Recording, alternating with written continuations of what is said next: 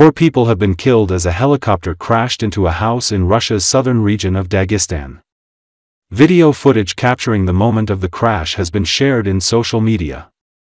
4 people burnt to death as the helicopter crashed into a house, the regional health minister Yaroslav Glazov told local media.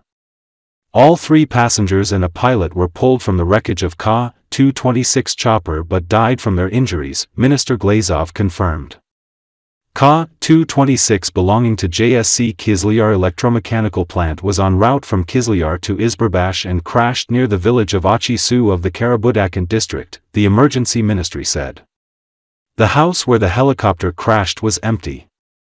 According to the emergency ministry, 16 people and 4 units of equipment are working on this incident, including 11 people and 3 units of equipment from the emergency ministry. Firefighters have localized the fire that occurred at the chopper crash site.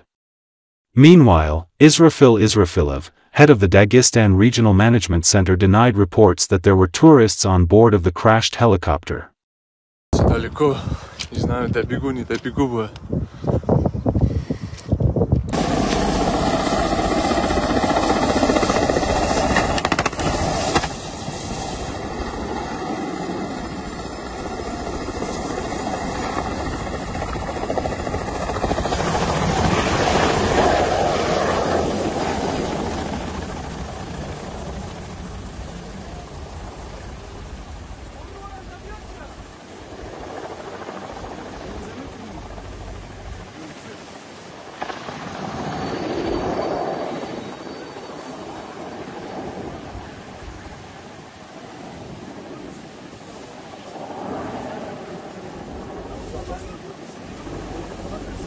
Он куда-нибудь туда посадит его.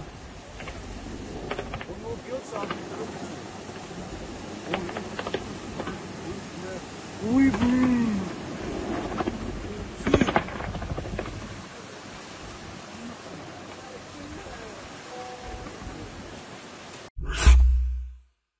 When Russian soldiers spilled into Ukraine in February 2022, reports soon followed of rampant looting in captured towns.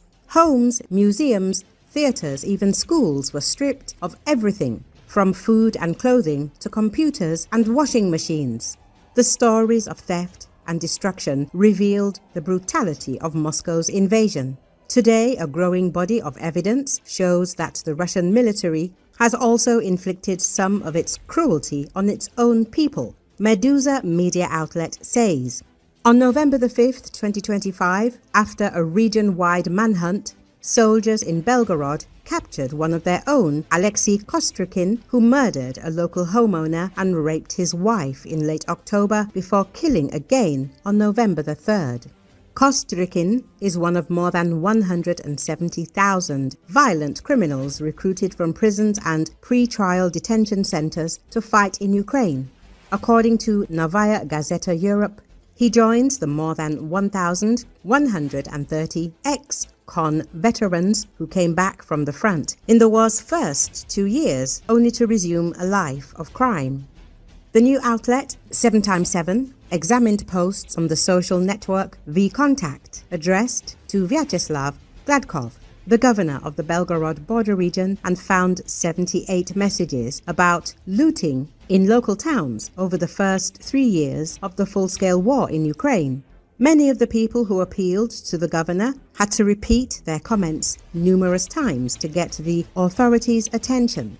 For example, 7x7 found that residents of the border town of Novaya Tobolzhanka began writing in June 2023 that Russian soldiers had occupied several evacuated homes and were systematically looting and destroying them. Journalists found photos shared online showing smashed televisions, torn out radiators, and valuables stacked in piles, apparently to be hauled away.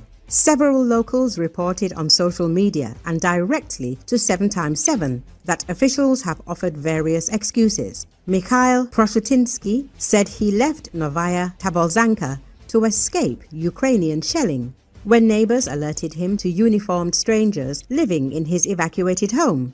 Proshutinsky turned to a dozen different agencies for help. Eventually, the military prosecutor's office confirmed that the interlopers had been evicted, but there was no follow-up, and he has yet to receive any compensation for the extensive damage to his home. Other locals seeking help described endless bureaucratic runarounds, forever being redirected to another phone number at a different agency. A woman named Maria reached out to the governor in October 2022 on behalf of residents in Krasny Khutor and Novaya Normovka, claiming that local police officers refused to respond to looting because of Ukrainian shelling in the area.